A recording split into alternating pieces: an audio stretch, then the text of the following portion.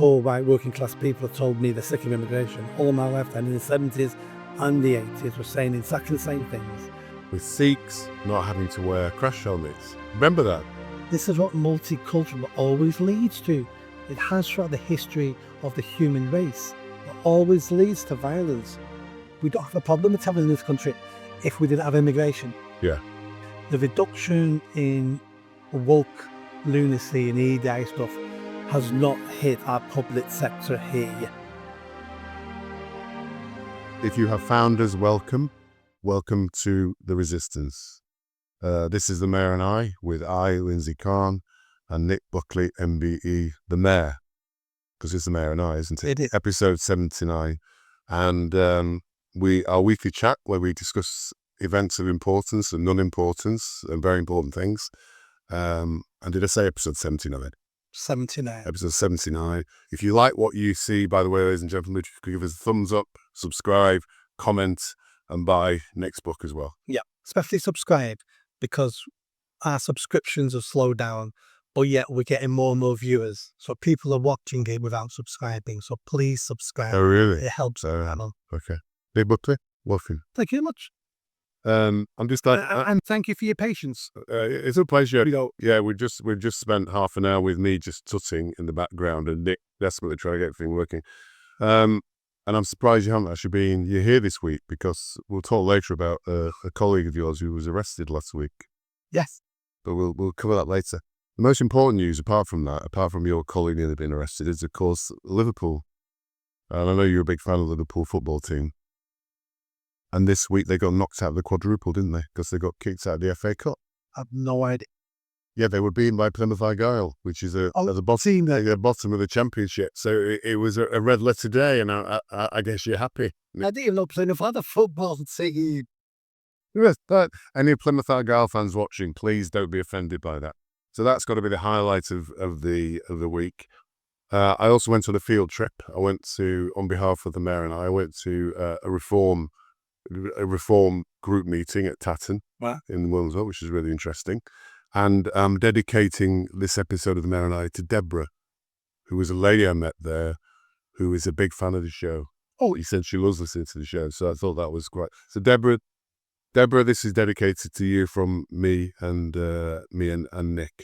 And then what we're also going to do this week is cover stuff that was cut off last week because the sound went off. Yes, it did. Which, as you're now starting to realise, dear viewers, is a perennial problem for us. And we mentioned last week some of our comments, and one of the comments, which I kind of referred to last week, was somebody saying, as much as I like what you guys say, you're about as effective as a toffee hammer hitting the Hoover Dam. There you go, Nick. Now you feel it? Essentially, fruit glove. It doesn't know and doesn't understand is when you look at the mountains of the world, the Himalayas, the Alps. Yes. They've been shaped by wind and rain. Correct. You don't see it happen. It takes a long time. Yes. But these minute little taps that we're doing on the establishment are taking his call. It'll just take time. And if more people started tapping as well, the formation of a better country would happen a lot quicker. Mm. So we're basically a couple of drips, is what you're saying. Or we just follow wind. Eventually, it'll be like the Grand Canyon, won't it? We're wearing away very slowly. A couple of thousand years, it'll be the Grand Canyon. So we missed some stuff last week, and one of the things we talked about was the introduction in Ireland of National Hijab Day on the 2nd of February. So I'm assuming on that day we all have to wear hijabs, basically. I'm not quite sure. Only to about banks and post office.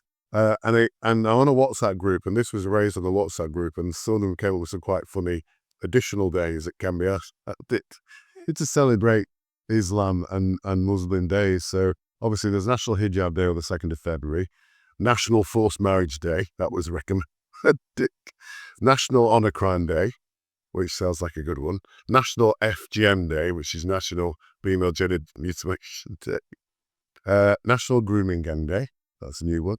And my idea, which I thought was quite a good one, National Throw a Gay Off a Roof Day, which should be laughing at that, but I don't know what. We're going to get complaints. No, but I'm just saying, if we're going to celebrate all the Yeah. Islamic traditions, I think this is another example of it, basically. So I thought that would be useful. I don't know if you've got any ideas for additional days, but if our viewers have got any, that would be good. We shouldn't be celebrating these things. The reason why we have these special days and why these days are forced upon us, because it's a type of brainwashing. It's a type of manipulation, social engineering. It means we know you don't like the hijab. We know you don't like some of these things. So we're going to force you to like them. So therefore, we're gonna create a special day, a special week, and we're going to bombard you with messages. They might not work on you per se, but damn right, it's going to work on your children. And 20, 30 years from now, we won't have these problems. These special days, special weeks is all about social engineering the citizens of the country. And that's been having us for a long A time. long time. I thought it would, before we get into some of the details of what's happened this week, I thought it might be interesting to talk about the reform thing, which is yesterday I went to, basically. I mean, it seemed like a nice bunch of people. It was led by a guy called Simon Moorhead, we both know, who's the chair of the Tatton Reform Party. And what I thought was interesting is that there was a lot of people there. A lot of people are interested in reform. Many roughly. I would say 70 or 80 people. Oh, what? Yeah, no, it was busy. And Simon actually called me about it. Started at 7:30. Simon called me and said, "Where are you?" And I forgot all about it. And I said, "Oh well, I'll try and get over." So I jumped in the car and drove over. And I thought it'd be empty because he called me, but it was packed. And a lot of people first time there as well. And I think the overriding sense I got, and there were a few speakers, but the overriding sense I got, which I'd be interested in your view on, is that they knew something. The people in the room know something is wrong, but they're not quite yet sure how to articulate that something is wrong. So I think a lot of the things that were said were not the things that you and I talk about. We're quite open about our views and what we think is wrong with the country and all.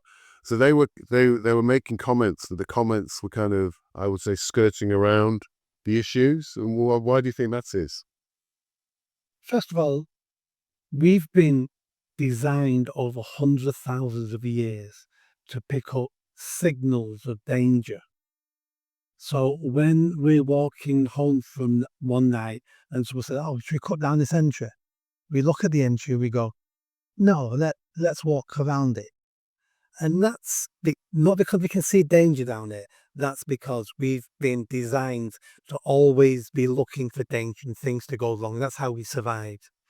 So people are looking at our country. They live here. They see it every day. They're feeling it. They're talking to people. But they've never given it that deep thought to work out themselves what is exactly going wrong. I know things are going on because I feel it, I see it, I sense it. Our friends are unhappy. I've not got as much money as I used to have. I can see people living on the streets. I can see crime all the time on social media. And I know things are going wrong. So they're at stage one where they know things aren't right. Stage two is trying to understand what is it that's going wrong and articulate what it is. The third stage is then do something about it. So they're all at stage one, hence why they turned up in the meeting. The reason why they're at the meeting is they're hoping to get answers at the meeting Yes. of why Yeah. things are going wrong. Yeah. And I said to Simon afterwards, that's what I thought, and I thought it was good. And I said, he said, what you and I just described then. So he said, well, what do you mean? I've not had a chance to speak to him yet. But I think that's the point. I think they probably wanted to hear somebody like you, very, very explicit about what you believe is wrong in the country, and wanted probably to hear somebody ratifying that. And that's kind of what we do here, isn't it? We're very open about what we believe is happening in the country and what's wrong. And we've discussed this for a long time, so we're quite, I guess, fluent in these conversations, but they're not, are they? They've not had these conversations. Yeah, let me just expand on the points. They're there to find out what's wrong, or they're not there to take any BS. Yes. They're not there to be told what someone thinks is wrong. They know, and I'm 99% sure every single one of them in that room would know truth when they hear it, because they've got all the evidence. So they just haven't mapped it into what the problem is. But once you tell them the problem, they go, "That all fits." Yes. That's the. But if someone turned up and told them that the problem was conspiracy theories, and the problem really is just the WAF. They'd all go, no, because people aren't stupid. Yeah. People might not always have the solutions, the answer, and all the knowledge, but that doesn't mean they're stupid. People know the truth when they hear it. People know the right solutions when they hear it, because it makes their questions and their life make sense once you hear the truth. So if they can be told the truth, they go, that fits into my reality of how I see the world. That's how I know it's true. It's very interesting. Very interesting. So we'll go straight into stuff that we missed last week, if you don't mind. So there may not be an exact sequence here. We talked last week about DEI, and my belief now that it is starting to die has been dealt a fatal blow really by Trump. However, it still keeps kicking its legs and causing trouble.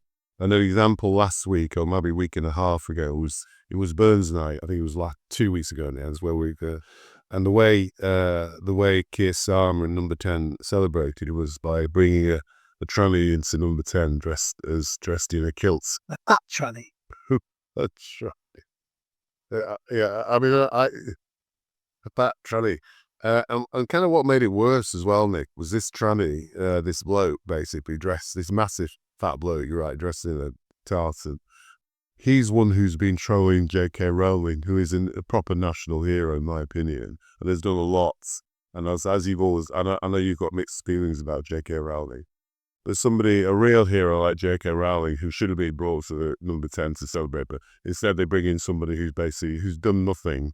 They just slagged her off, basically, which I just thought was really rude, I think, is my summary of that. For Starmer, it keeps the right people on board.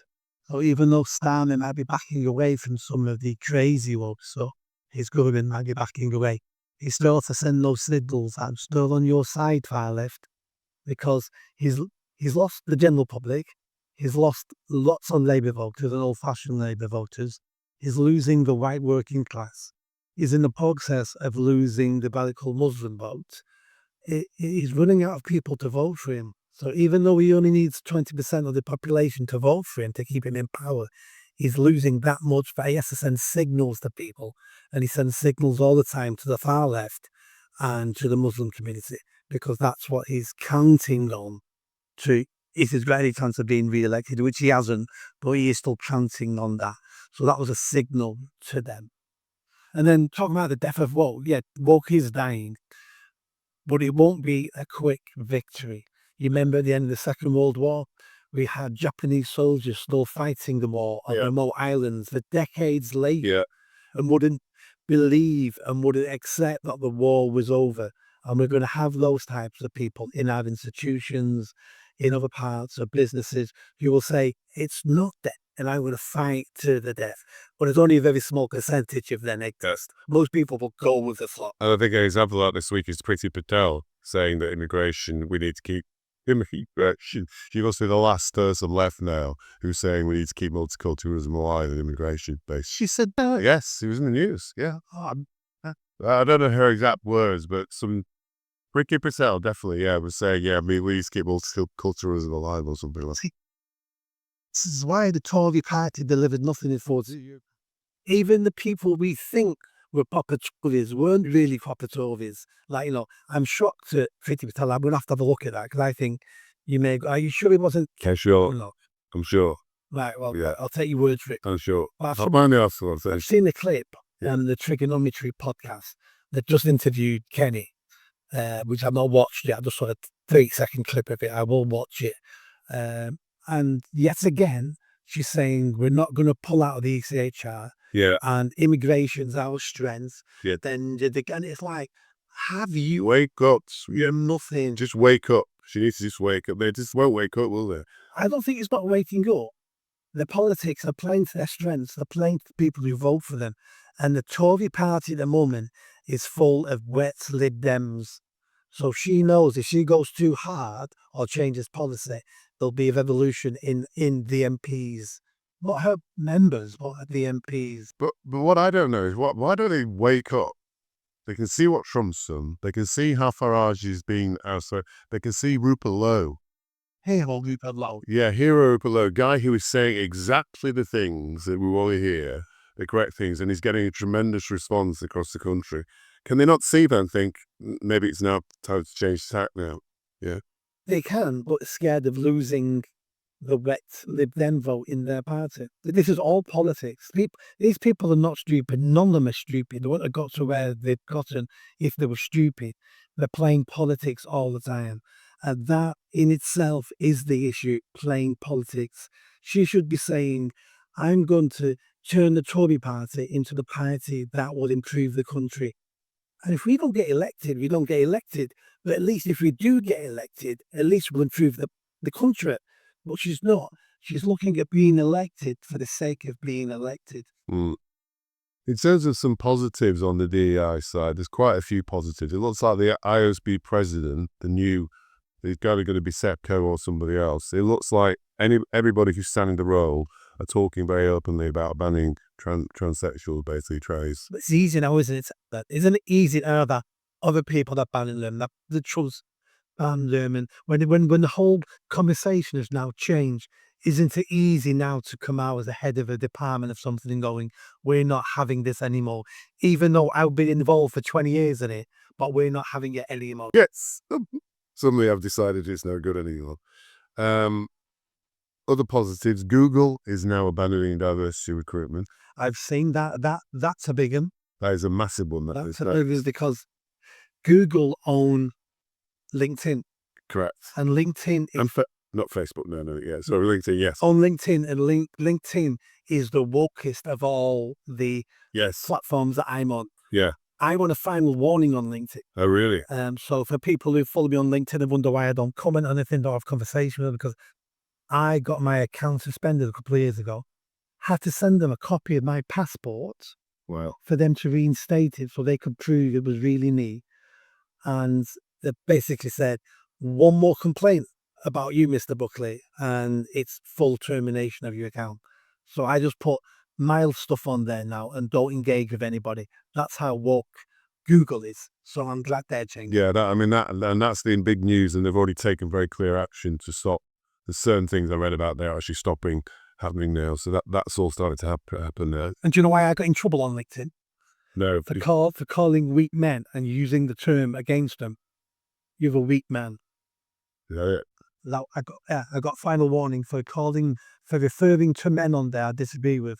And you called the guy there a weak man, did you? Yeah. All right. Okay. Yeah, several of them. And to the face and comment, I find you just a weak man. Yeah. And that was enough for me to get final warning on LinkedIn. Carla Sophia Gascon, who's a tranny, nominated for an Oscar. Yep, seen it. As Best Female Actor, which is shocking. Actor, actress. Best Female Actor. They don't call them actresses and actors. It's just so female category. Yeah. Yes, the female category. So nominated for which is scandalous. But they've trolled through his Twitter in the back, and he's anti-Islam, anti-BLM, and anti-George Bush. So he's a good tranny. And speaking of good trannies, we have a viewer at Peter Mack who is also a tranny. So welcome, Peter, and thank you for coming and commenting. And he commented on the WEF. Remember we talked about the WEF thing, about the WEF prostitutes. Yeah, so increasing prostitutes, demand for transsexual men. And he said that's very common with men, the type of men who go to the WEF, to be interested in men like him dressed as women. And he said they can get quite aggressive. And then when obviously they fight back, they realize they're actually arguing with a man, which I thought was quite funny. But thank you for that comment, Peter. Very, very good. Zubi, who I think you know, who's a commentator, he said the tide has turned. How many people, it's just referring to your point now, are going to be saying things like, oh yes, I've always been anti men in women's sports, and all this sort of stuff. And he said, now's the time we'll find out what these people are like. And I think that's the point, isn't it? And that's going to start now. We've already had it with the people who now say, oh, forcing people to take vaccines was evil. And then you see a clip of them on the news going, we need to force people to take vaccines. People's memories are very fickle. Yes. People can convince themselves that they didn't have that stance. But with social media now, You can't convince yourself that. Well, you can convince yourself, but you can't convince anybody else because the smoking gun always exists. It's always there. We're commenting, saying something on. It is certainly now with social media, I think Yeah. it's there. Jonathan Ash Edwards, who's the police commissioner for Hertfordshire, has removed a guide which includes things such as saying that police officers can't use the term black sheep. That's a positive again. Yep. We started to see that shift. However, there are still some negatives. The Washington plane crash, which I think we still haven't heard the full analysis of that yet, have we? Where 67 people died. There is a general sense that that has something to do with DI hires, that they weren't either sufficient air traffic controllers or the quality of the air traffic controllers were poor, and a fully qualified air traffic controller, I think from the army, couldn't get a job with the domestic air traffic control people because he didn't have DEI characteristics like, one leg missing and all that sort of stuff. So he was 100% qualified on all the technical stuff, etc. Couldn't get a job with him. But Trump is president now. The full truth will come out. It might turn out nothing to do with the air. It might turn out it was just a pure accident. I know the human error because it's always human error. Yeah. But we'll find that in the last government there, they would have hidden the truth. Yeah. We'll get the truth from Trump. Yeah. It's still carrying on a bit in this country. The NHS, since Labour took power, has advertised 35 EDI roles. It's EDI here, isn't it?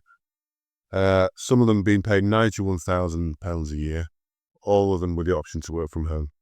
The reduction in woke lunacy and EDI stuff has not hit our public sector here yet. They're just carrying on like no, because their money's guaranteed. They don't have customers because they're giving tax money, so they've got no financial incentive. We don't hold them account anyway. None of them provide the services they should be providing for anyway.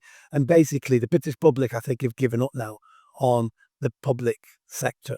We expect them to be crap. We expect them to be full of DEI hires, but there's a shock coming for them if we ever get a decent prime minister. This is one that you've told me is fake news. Said Sadiq Khan dropped his pronouns. Technically he did. They disappeared off his Twitter and reappeared again the same day when people started saying he's got no pronouns in his Twitter. Right. And his official statement was, human error, we don't know how it's happened, but they were deleted by accident. But I'm a huge supporter of the trans community, blah, blah, blah, blah. That is probably one of the only press releases from Sadiq Khan that I've actually believed. Pole dancing troupe in England. Yeah. Looking to boost ethnic, minority, trans and non-binary pole dancers. Because, of course, we all need those. We do. I'm not happy with the conventional pole dancers. I want some... Bowling. Yeah, exactly. I want a good mix there. I want to see Date's antics spinning around that bar. That's a picture, isn't it? They got £100,000 of taxpayers' money to help promote that. Yeah. That's good, isn't it? So forget the fact we're giving them £100,000. Pole dancing as a sport, as a hobby, as a fitness exercise is based around the sexualization of women. Yes. It isn't a sport. It's basically a wet t-shirt competition. That's what pole dancing is. And because we've lost all social shame, people now take up pole dancing thinking it's a sport, thinking it's a keep fit class. Well, that's maybe why you're doing it. But really, it's a wet t-shirt competition. Yeah. And we need women to reject it. To not only reject it, we need women to start to wanting a bit more respect and have a little bit more self-respect. We also found out this week that Lego could be anti-LGBT from the Science Museum. Well, this one made me smile. Because... Well, I didn't actually look into the reasons why it's anti-LGBT, Lego. It's because Lego, there's only two ways you connect Lego. You have a male part, a female part. Oh, I see, yeah. The one goes into the other and it clicks together. Yeah. There is no non-binary. A non-binary Lego brick is just called a wooden block. So they got in trouble for that. But the reason why I would glad they got in trouble for that, because years for years now, Lego have been producing LGBTQ crap sets. What does that mean? You can buy non-binary Lego characters now. You can Oh, I see. Character set. Sorry. buy rainbow sets all about the LGBTQ. They've been promoting this in Lego for years, and now the monster's turned and wants to eat Lego for not doing enough. Make me smile. Oh, I see. They're putting more pressure on Lego. Yeah, yeah. And actually threatening the very essence of Lego, which is the male-female kind of clicking of it. Scientific American, and this is interesting because I used to subscribe to the New Scientist, and I cancelled it probably 2 years ago because it just was becoming more and more woke all the time. And virtually every article was written by a non-binary somebody, and it was just drivel. But apparently Scientific American has also been castigated because they've gone from talking about things like Einstein to calling Jedi racist. They basically shifted their entire narrative away from science to basically diversity bollocks. Yeah. And I think that's a function of the journalists that they employ, isn't it? I'm guessing. Their editors, the journalists, the people who populate these magazines. This mind rightness has infected every level, especially levels that you would imagine should be the most intelligent. Top management, the university degrees, the better degrees, and it's infiltrated all of it. And it really is the Emperor's New Clothes, because I know for a fact the vast majority of people think it's crap. The vast majority of people involved in it, not the DII managers, but the other managers who are having to implement some of it. They know it's crap, but they would implement anything they're told to implement because Yeah. they're cowardly. Yeah. They want their pension, they want to keep the job. Yeah. West Yorkshire Police, there was a Freedom of Information question. I think I said he did the letter responded, asking how many DEI people they had there. They've got 17 DEI roles in West Yorkshire Police. Salaries between 50,000 to 90,000. Six of them are filmed by ethnic minorities, basically. So you look at the police and how they're responding to things, and then you see that the sheer volume of people they have in their organisation promoting this crap. It's not surprising. A starting PC is on about 25 grand a year. Right. So these people are taking the job of 2 police officers who could be on the street. Yeah. The Royal Navy is still heading in the wrong direction. Is now allowing saris to be worn in place of military uniform. I saw that. But it's very hard steering a ship in a sari. That's what I think. Or hoisting a mainsail when you're wearing a sari. Well, to encourage more white working class people to join, can we start wearing shell suits? I don't think shell suits are a thing anymore. Well, maybe not. But the comments made. Yes. Why are we making exceptions for people to wear the things they want to wear when we have uniforms? Yeah. There's a reason why we have uniforms, is to make us all the same. That's why it's called uniformity. Yeah. That's why we have uniforms in school. So a rich kid looks just like a poor kid. That's why we had. Yeah, that's a really good point. Well, why we had uniforms in the army, the navy. It's so that you can identify how you're about this. To create uniformity. That's very nice. In your group, you're all the same because you all wear the same uniform. And now we're splitting those up because you want to wear the sari, you want to wear this. I would allow 1 or 2 tweaks if we had a Sikh sailor who wanted to wear the turban. I think I would allow that. Yeah. I would allow a Jewish sailor who wanted to wear the little black cap, because it's the same uniform. Yeah. But your religion states that I'll have small little caveats. But saris and burqas and whatever else you want to wear, they're absolutely not. But I think you made the point, because we've discussed this already, but it wasn't recorded. But I think you made the point. This has been happening since the 70s, with Sikhs not having to wear crash helmets. Remember that? Or looking back on that now, I'm thinking, why? The government, people watching might be thinking we always wore crash helmets. No, they introduced a law in the 1970s. Yes, I remember. Forced us all by law, which forced us really with the option of prison, because that's where all laws end up eventually, Yeah. to prison, that we have to wear them, apart from Sikhs. Yeah. Why? That's because we made a concession to them. But we made a concession hundreds of years ago when we Jews moved to the country. We allowed them to continue mutilating their baby boys. Yes, circumcision. Yeah, made Yeah. gentful I don't want that. mutilation. But Yeah. we allow that now. Mm. We all think it's bad when it's girls, because and it's a word Yeah. difficult, but it's girls. But boys always there. So Terrific. Yeah. it's me. You should. Yeah. So we've been allowing this all the time, Yeah. and we allow Well, we talked about halal meat, didn't we?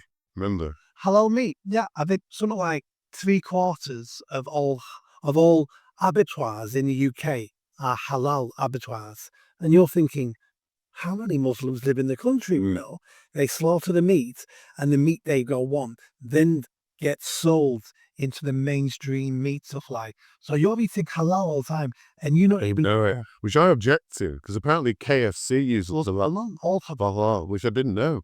And I object to that because I don't like the way that animals are killed with halal, because they have to be conscious when their throats are slit. Yeah, and the prayer said. And a prayer said, yeah. So the burgers you eat, if you ever eat a burger, there's very good because there's halal meat in that. I mean, there might be a 5% halal meat because they all go into the grinder. but it's not right, though. It's that we're not. But you're never told Yeah. that in that can contain halal meat. If it's one way round, halal meat is labelled, this is 100% halal. Yeah. But our meat is that people should be given the choice. Yeah. And again, why do we allow halal slaughter? And not just halal, kosher slaughter. The Jews were doing it many years before the Muslims moved here. Why do we allow them to slaughter their animals the way they want to when we have rules and regulations in this country?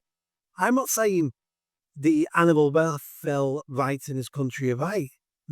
I would say the country fair, probably. But that's not the point. The point is we should have one rule and one law for everybody on the island. Yeah. And I think I told you again the story that was missed off last week.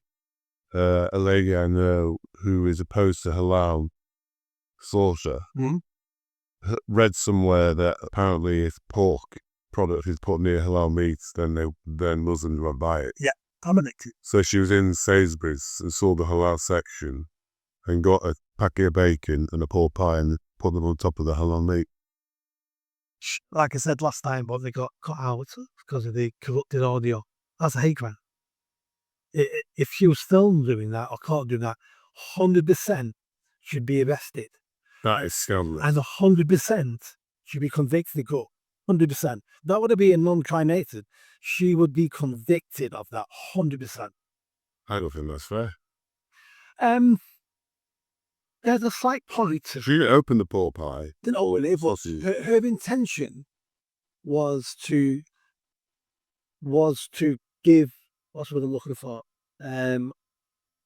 distress to a group of people based on their religion. Well, I don't think it'd be distress. It'd just be like, I can't buy that now. From pork being. I would say they would be distressed. They wouldn't be crying in the aisles, would they?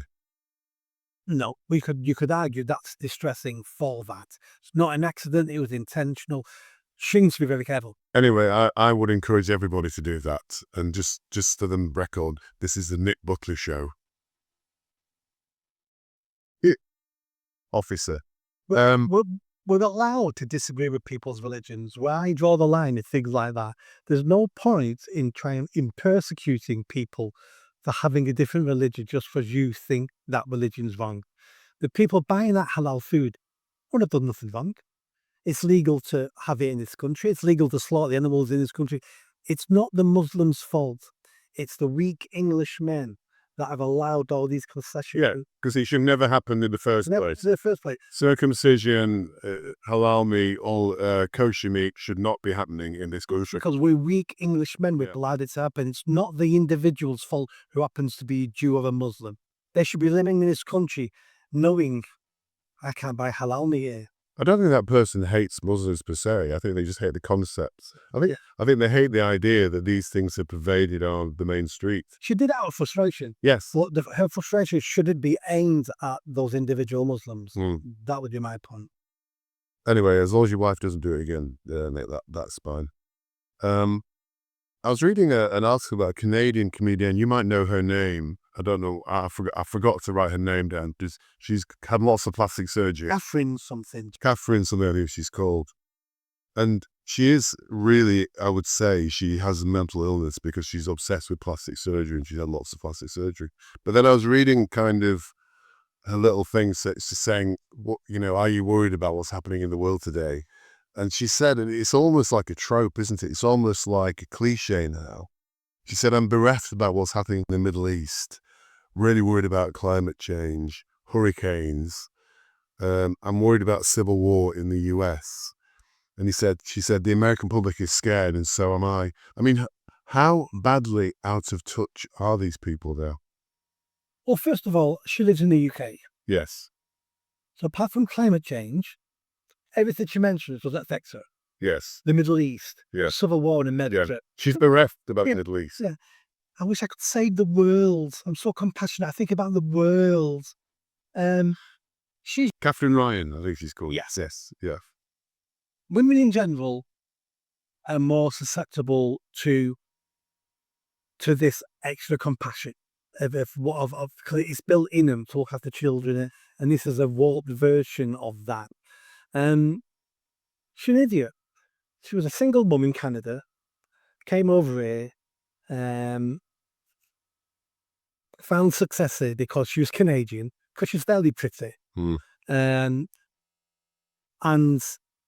has the same traits she had over there, which is, she'll just believe anything anyone tells her to a certain extent. She ought to be on the side of the right. Yeah. It was almost reading that, though. It was almost like reading that somebody wrote down the stupid things to believe in without any evidence. That was kind of just a list of it for me, when I saw it. It's a good thing to say if you want to cover everything. Yes. So mention the Middle East, that means you follow Palestinians against Yeah. America means you're against Trump. Yes. Climate change, we need to save the world. It's like, well, you're obviously a wonderful person, Catherine Edge. Somebody who just said to me, said, oh, just shut up. Just stop talking bollocks. If she'd have spent half the time that she spends on this rubbish being a better wife, she'd be with her child's husband still. That's what she needs to do. But she doesn't spend time looking after her relationships. That's why she's a single mum. And that's why there's a very good chance she'll always be single. I'm sure you'll get some reaction to that comment, Nick. Moving on to stupidity, we just move on to immigration now, and a couple of incidents where I think you seem to have these lists every week of just insane things that are happening. So apparently local authorities, councils, have spent over £141 million on yoga, circus skills, and driving lessons for illegal immigrants. And PlayStations. Yeah. Yes. So, why? Why don't we spend £141 million? I mean, we have an informant, the Mole, don't we, who you've met a couple of times. He's a lovely guy, but he's never passed his driving tests, but for various reasons to do with his family and things like that. He's a British national citizen, born here, looking for work, got some work, just actually got a good job, actually. Why can't he have a driving lesson? Because he's British. Yes. Yeah, that's the only reason why he can't have one, because he's British. But if he's a foreigner and he comes over here, possibly illegally, and comes up with a sob story, that he'll be able to work, he'll look after his children, he'll be able to do this. If I could have driving lessons, some idiot council around the country will go, we've got a pot of money here to help refugees. And if that's what's holding you back in this country is driving lessons, then we'll get you driving lessons. If what's holding you back is the terrible things you saw in your country and you're stressed about it, what about a nice massage? If that's going to help you integrate to this country, a nice massage. They have massages as well, I think. Yeah, all sorts of things. It's these are all the bollocks that we used to do for poor white people who are on benefits. Yes. So now we've taken all that money off so instead of wasting money on them, all these schemes are wasting money. Yeah. Well, driving lessons are wasting money, are they? I mean, I think there's a logic there, but driving lessons for young British guys who haven't passed their tests, I think is something that's worth having, isn't it? If you can't afford driving lessons, what are you going to do with driving license? I don't know. You can, You can get a job as a driver, can't you? That's the point. you can do. Yeah. Yeah, you got me there. Thank Right. you. So, well, it's just a waste of money. It's as if we're not short of money. They've also been given training and money's been spent on teaching them how to report hate crimes. Of course they are. It's which is just hilarious if you think about it. If you were to report a hate crime, where would you go? Well, I guess they're policed. Anywhere else? No, I can't think of anything because I've never even conceived of reporting a hate crime. What people don't realise is you can report hate crime in hundreds of places in your city. Oh, really? Hardly any of them at police stations. Oh, right. You can report hate crime in some libraries, in some housing offices, with some charities. Reporting a hate crime is so easy. That's why hate crime numbers are on the rise. It's because you can report a hate crime anywhere. Any organisation you can register should be a hate crime taker, basically. Yeah. It's a scam. The College of Policing wrote to all police forces in the country a decade ago and said something like, if your hate crime numbers are going down, do not take that as a silent success. It just means people are afraid to report them. We want to see your hate crime numbers going up. So how do you judge a police force? If you don't judge them on numbers going down, you only judge them on numbers going up. We've almost solved our burden of it. It's through the roof. It makes no sense. Nadra Almas is a Pakistani illegal immigrant. Got £100,000 from the government. Like awarded from a by call. Compensation. Compensation, that's what I was looking for. And the reason he got it is because he was treated like a criminal after he overstayed his visa. Well, he was a criminal. Yeah. This is how we're spending our money. It is. I don't understand why British law applies. Every British law applies to foreigners. Some British law shouldn't apply to foreigners because they don't have the right to vote in this country. They have a law that does not apply to them. We need other laws that a foreigner cannot sue the British government. That should be a law. That a foreigner does not have the right to compensation of the government or any government-funded organisation. That should be a law. But, we allow them to come here, overstay their visa, which is breaking the law, and then because someone's made a mistake and, held them too long or whatever they did with them, then they're entitled to £100,000. Mental. It is mental. And I think people are still not aware of the scale of this thing. And there was a very interesting video of Camilla. I refuse to call her Queen Camilla. She's queen. Go on. She's not the queen. She's a queen. She should be the Princess Royal or whatever it's called. She's the queen. Whoever's married the king is called the queen. No. Anyway, did you see the video of her visiting a school in Bethel Green? I'm not joking, there was not one white face in there. I thought, is this some sort of ethnic thing she's visiting or whatever? It was a normal school in London, Bethnal Green. And at one point she was speaking to a group of young girls wearing hijabs, fully covered, holding up signs such as saying, empowering women, empowering humanity, end the patriarchy. And what does that say about the UK now? So we've got our queen. Well, first of all, that those girls have no idea what those signs mean. You're right. Because if they did, the daddy would be beating. It's just, virtue signaling. We need to do something. The Queen's coming. We need to improve the national reputation of Islam. So let's get some girls in hijabs fighting the patriarchy, because in which case Islam can't then be a misogynistic religion. This is the nudge effect again. This is propaganda. Yes. This is staging a photo opportunity to put the message out that the establishment want the people to see.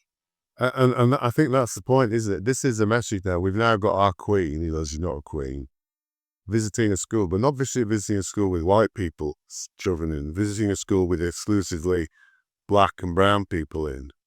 And celebrating that or whatever. And we're just sort of meant to sit there and say, all right, this is the way it is now. I'm sure in that week she went to lots of white schools as well. Did she? I'm sure she did. The Vol family visit everywhere and no problem with that. The only reason we've seen this story is because of the oxymoron of Muslim girls holding signs up about the matriarchy. If they weren't holding those signs, this wouldn't even get to the paper. Mm.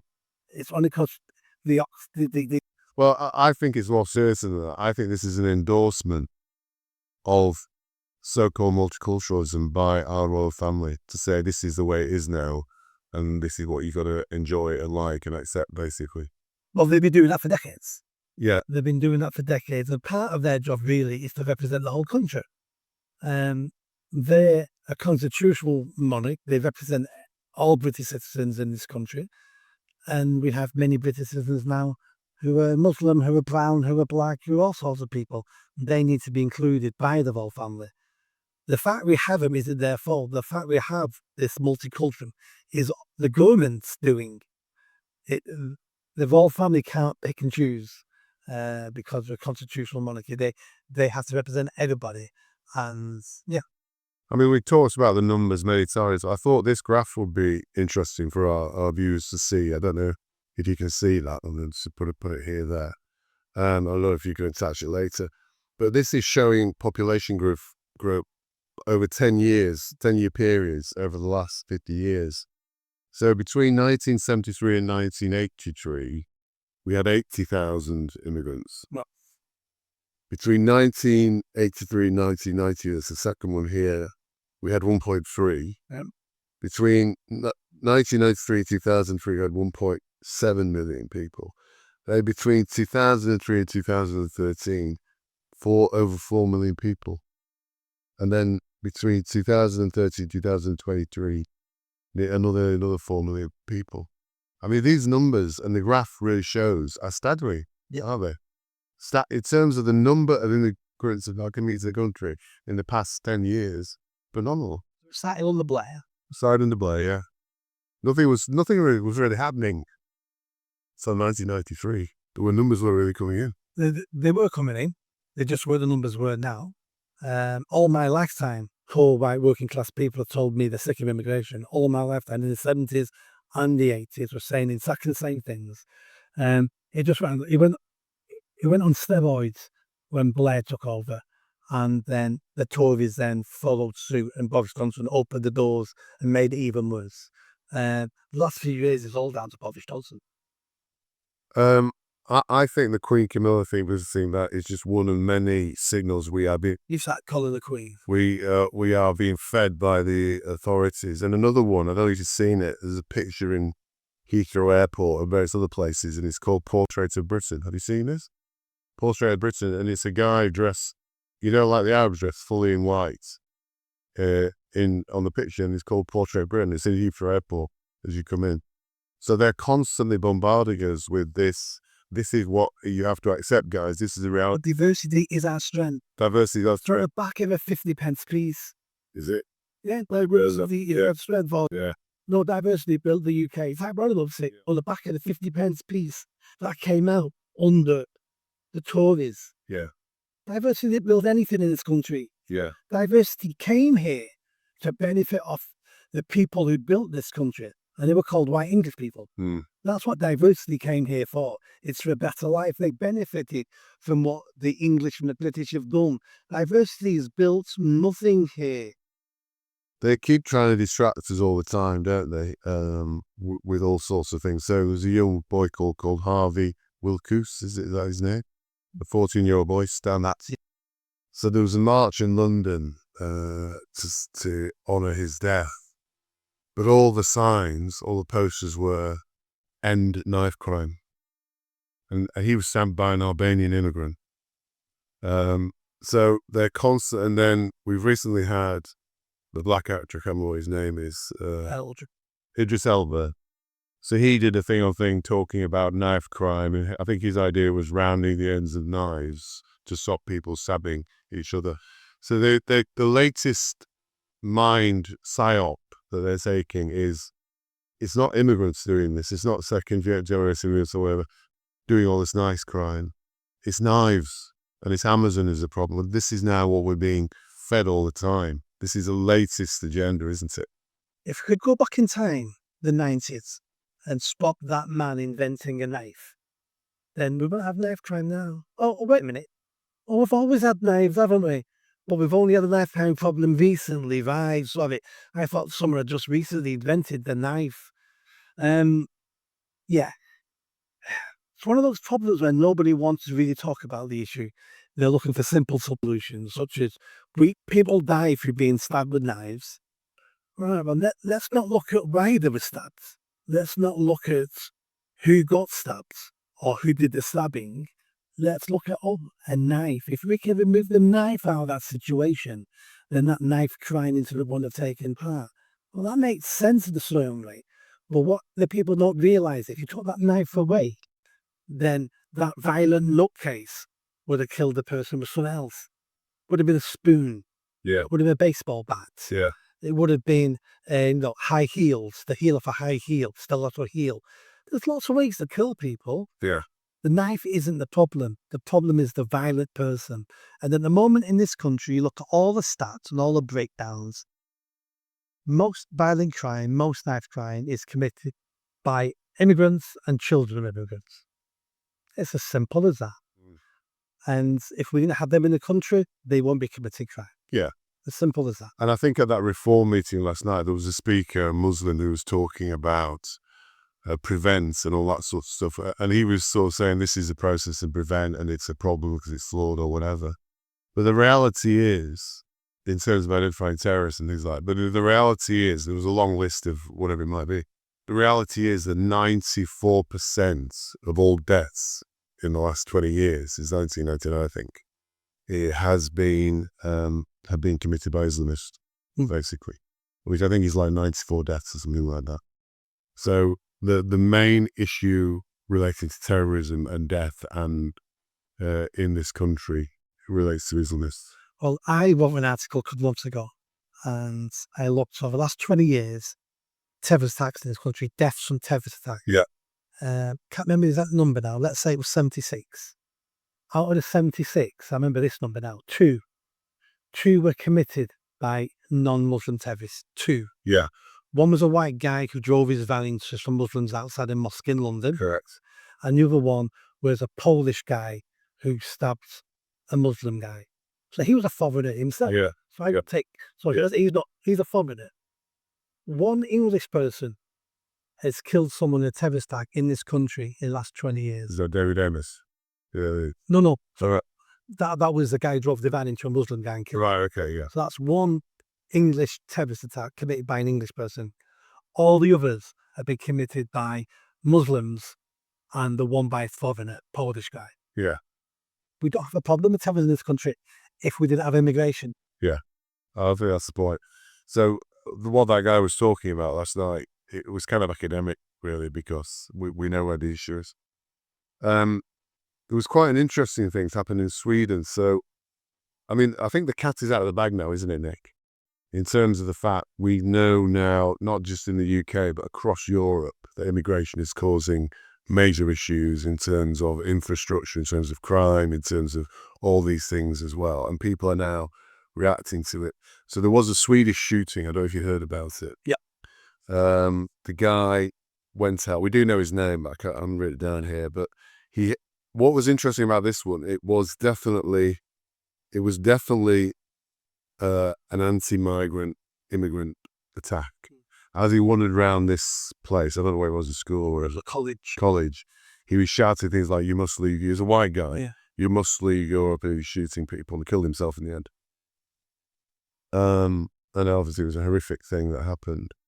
But interestingly, for the first time ever, the killer wasn't named by the authorities. Right.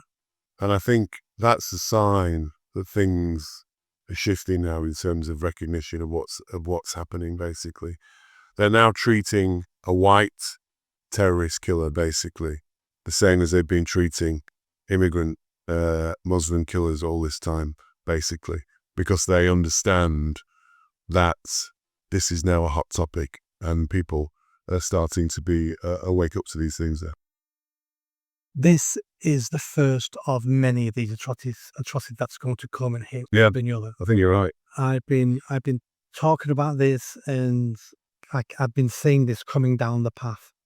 We've got to a stage now where disenfranchised young white men who've got nothing to live for, who can't see a future, who can't get a relationship, because, where do you meet a woman now? Women are going to call you a pervert. We've ruined that. They can't afford to buy a house. They can't afford to start a family. Some of them can't get jobs. And they're being told they're evil all the time. They see the country changing in their lifetime. All the migrants, seem to be doing, some migrants will be doing better than them. They'll be successful. They'll be working hard, have nice cars. Some will be criminals, drug dealing, got nice cars. Others will be on benefits. His tax money now is paying for these benefits. And some of these young white men will start, and they will pick up guns, and they will start having these random, and this is a terrorist attack, and they'll start committing terrorist attacks. This is what multicultural always leads to. It has throughout the history of the human race, but always leads to violence. And up to now, the white Christians have been very tolerant, more tolerant than any other people in the history of the world have ever been, who have been tolerant. And that tolerance has been seen as a sign of weakness by our politicians and by the immigrants themselves. And unfortunately, things are changing now, and then it's going to get dangerous. Yeah, I think you're right. I think this is Pandora's box is open now, isn't it? Everybody knows about it. I think Trump has accelerated things. There's no doubt about it in terms of his approach. It's across Europe now. The only place it's not really being spoken about very much is probably the UK at the moment. I would say, but this is happening now. And I think Sweden, who we know is an example where it's gone too far. They're trying to reverse it now, but it's a crazy place in Sweden now in terms of immigration, and people in Sweden are reacting. That's what's So we've had this in the UK. Yeah. It just was at a time where mass migration wasn't the problem it is now. Do you remember the Dunblane killer? Yes. He got a rifle and shot a dozen kids. Yeah. And then there was that criminal who got shotgun and shot that police officer in the face and killed some other people. We have white nutcases. No, our race isn't short of mental people. We have our own mental people, but we need to stop importing other people's mental people. So at the moment now, we're giving these mental people a quest, a vision, a way to go down in history as a hero, about how to kill the infidel, about how to stick up for your country, about we're being invaded. It's all there waiting for them. And all they have to do is go, I'm going to be St. John. I'm going to slay some of these dragons. Yeah. I'm going to be a hero. It will cost me my life. But you know what? That's in men to sacrifice their life for their country, their family, their nation. It's already built in us. And unless the politicians get a grip of this, not by clamping down on these young people, unless they're not cases, but by dealing with the problem, which is mass migration. It's interesting saying that because I'm in a WhatsApp group which is mainly people by sort of middle class, kind of middle-aged white men, I think, and white women. Recently, bizarrely, and this is, I would say, in the space of the last 6 months since I've been a member of that group, they are now talking bizarrely about civil war and revolution. I don't mean they're not everything you're saying right. They're saying, is this the only solution? Is this the way forward? They're actually talking about this stuff now. I mean, I don't think that's a realistic reality here until people are starving and when they haven't got electricity. I think that's when it starts to become a reality. But they're actually talking about it now, which is weird. That's how bad it's become. Yeah. Before any revolution, there's murmurings. The people don't go from happy to revolution in a day. They go through a process. And good politicians and good leaders hear what they're saying and can see the road this is going down. Well, what happens to most of those leaders who end up in facing a revolution is they think they know best. They think the people are wrong, or they think they can control the people by force. And they usually turn out to be wrong. We can hear the murmurings now. And we know where they have revolution in this country, but the murmurings of stars. And if you've got the affluent middle class murmuring as well, then things are going wrong, drastically wrong. Yeah. I thought that was fascinating when I started to see that happening. because it's literally coming, I would say, in the last month that people started to talk about it openly on this group. And there was, of course, as you said, our authorities are miles behind on this thing. So there's recently a report came out on counter-extremism called Counter-Extremism Sprint. I don't know if you've heard about it. It was authored by Prevent, RICU. You've heard of RICU, haven't you? Which is this government propaganda arm and home security. And in this document, which is basically talking about how to deal with counter-extremism, it lists 9 types of extremism, including Sikhs, Hindus, and conspiracy theorists as well. Islam is in there. And yet, despite that, all of these different types of extremism get one page dedicated to them, including Islamist extremism, despite the fact that 94%, as we just said, all deaths since 1999 are as a result of Islamists, and that 75% of MI5's caseload is Islamic terrorists, basically. So even now, they're still denying the reality of what is happening. They're not denying the reality. This is pure propaganda. We know what the problem is, but we can't say it. We're going to have to dilute the problem with things like Sikh extremism and conspiracy theory, even though what we all really should be talking about is one type of extremism, which is radical Islam. That's the only type of extremism at this moment in time that's worth talking about.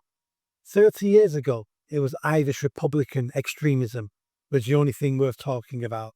100 years ago, it was a suffragette, domestic terrors, violent extremism we were talking about. Different times of the ages bring different violent nutcases. At this moment in time, all our violent nutcases are Islamists. That's the only conversation we should be having when we talk about extremism. Everything else is just muddying the water.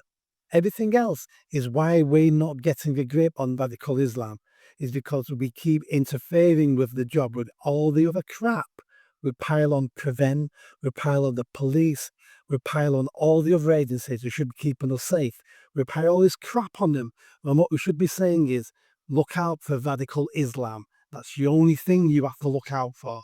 That should be the message. We'll finish this episode 79, just on some feedback from one of our viewers. This is a lady I know. We talked about her last week, but she got cut off, so I need to talk about her. She's called, I call her the Spartan. She's a very uncompromising, tough lady who will not let anybody get away with anything. Good for her. And she overheard your response to my question about whether you'd had a vaccine. Yeah. Nick. And I think your response, I'll just try and find it now, if you can bear with me. Your response was, I did my research. Yeah. And decided the risk of me not having a holiday was greater than the risk from the vaccine.